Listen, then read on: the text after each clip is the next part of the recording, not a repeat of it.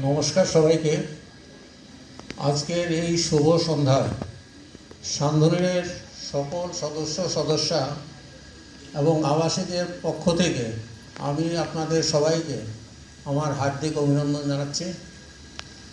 সান্ধ্বনীকে যে পুরস্কার প্রদান করা হয়েছে সেই পুরস্কার পেয়ে আমি এবং আমার প্রতিষ্ঠানের সবাই খুবই আনন্দিত এবং খুবই গর্বিত অনুভব করবে, সেটা বলার অপেক্ষা রাখে না।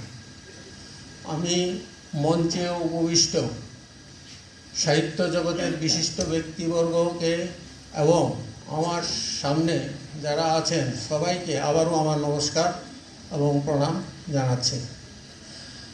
ত্রিপুরা রবীন্দ্র পরিষদের এই অনুষ্ঠানে রবীন্দ্র পরিষদ সম্পর্কে বা তার স্বীকৃতি সম্পর্কে আপনাদের সামনে বলার মতো খুব অপেক্ষা রাখে না, কারণ আপনারা সবাই কম বেশি জানেন এবং রবীন্দ্র পরিষদ দীর্ঘদিন ধরে এই ধরনের কাজ করে আসছে, এটা সবাই অবহিত আছেন।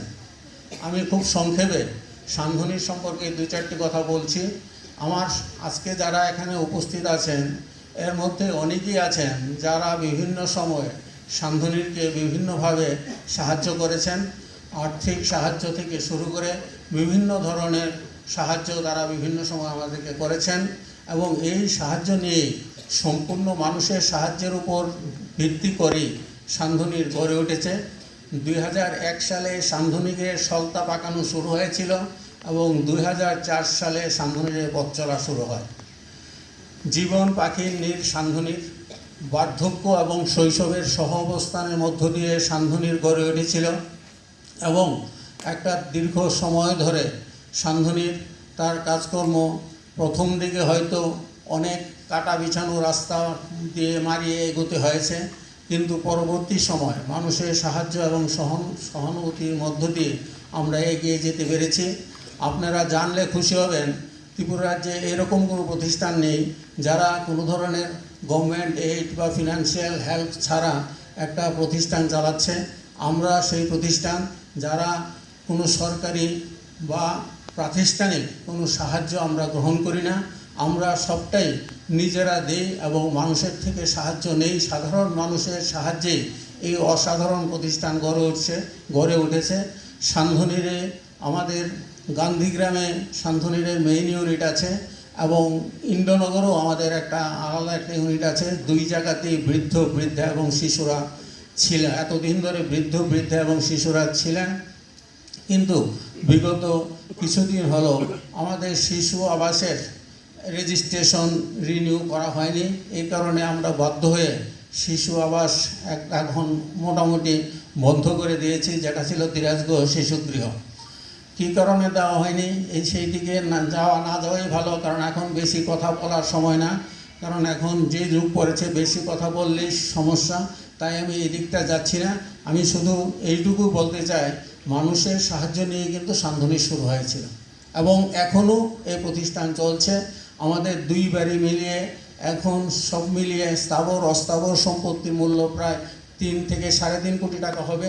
এটা সবটাই মানুষের সাহায্য হয়েছে এবং আপনারা শুনলে খুশি হবেন, অনেক সাধারণ মানুষের অসাধারণ দান সান্ধ্বনী রয়েছে, যারা পত্রপত্রিকায় নিজের নাম প্রকাশ করতে চান না, যারা ক্যামেরার সামনে আসতে চান না, কিন্তু তারা অসাধারণ দান তাদের রয়েছে সান্ধ্বনীরে। এমন শিক্ষিকা আছেন যিনি পেনশনে যাওয়ার পর 1 লক্ষ টাকা দান করেছেন, এমন কন্যারা আছেন যার বাবার স্মৃতিতে 2 লক্ষ টাকা সান্ধ্বনীরে দান করেছেন, এমন ব্যক্তিরা আছেন যারা সাধারণ মানুষ, যেমন রিক্সা চালক। কিছুদিন আগে আমি এক দুটো অভিজ্ঞতার কথা দিয়ে আমি আমার কথা বলা শেষ করে ফেলবো। কিছুদিন আগে সান্ধ্বনীরে, তখন বিকাল 5টা বাজবে, আমি সান্ধ্বনীরে ছিলাম গান্ধীগ্রাম ইউনিটে। তখন একজন রিক্সা চালক আর একটা মেয়ে, মাঝবয়সী মেয়ে, 15-16 বছর হবে, হঠাৎ করে সান্ধ্বনীরে ঢুকার পর ভদ্রলোক কাকতি মিনতি করে বলছিল যে আমার একটা আবেদন আছে, আপনারা গ্রহণ করবেন কিনা। আমি বললাম, কি আবেদন বলুন? আমার আবেদন এই, আমার মেয়ে স্থানীয় একটা স্কুলে পড়ে, আগরতলা একটা স্কুলে পড়ে, সেই স্কুলের নামটা বলছি না, সেই স্কুলের একাদশ শ্রেণীর ছাত্রী, তার ইচ্ছা এবার তার জন্মদিনে যেই টাকাটা খরচ হবে এর মধ্যে 500 টাকা সান্ধ্বনীকে দেওয়ার জন্য।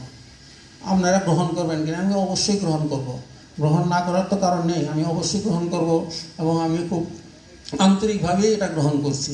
তাহলে এই ধরনের সাধারণ মানুষেরও অসাধারণ দান রয়েছে এবং শিশু বৃদ্ধ মিলে যেটা পারস্পরিক রেসিপ্রোকাল রিলেশনশিপ গড়ে তোলার মধ্য দিয়ে আমাদের সান্ধনীরকে এগিয়ে নিয়ে যাচ্ছিলাম, সেই কাজটা হয়তো এখন একটু বাধাপ্রাপ্ত হয়েছে, কিন্তু তাতে আমাদেরকে দমিয়ে রাখা যাবে না। আমরা শিশু ইউনিট এখন আপাতত স্থগিত রাখলেও আমরা যদি পরবর্তী সময়ে কোনো সুসময় আসে তখন হয়তো আবার শিশু ইউনিট চালু করব, কিন্তু আমরা বার্ধক্যদের বৃদ্ধাদের ইউনিট আমরা এখনও চালিয়ে যাচ্ছি। আমাদের দুই বাড়ি মিলিয়ে সান্ধনীর পরিবারে প্রায় ৪৫ জন আছেন এবং ৪৫ জনের সমস্ত খরচ আমৃত্যু পর্যন্ত সমস্ত খরচ আমরা বহন করি।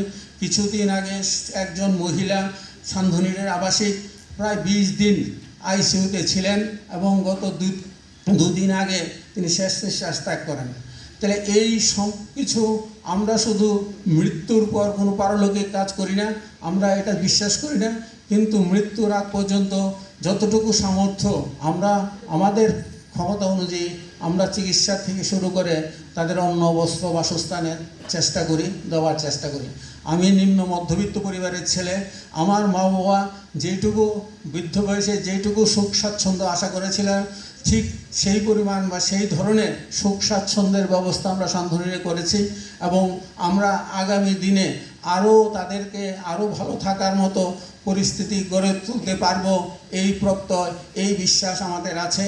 আপনারা কাছে আমার অনুরোধ রইল, আপনারা যাবেন, অনেকেই এখানে উপস্থিত অনেকেই যান সান্ধনীরে বিভিন্ন সময়ে, যারা যান না তাদের কাছেও অনুরোধ রইল আপনারা একবার দেখে আসবেন।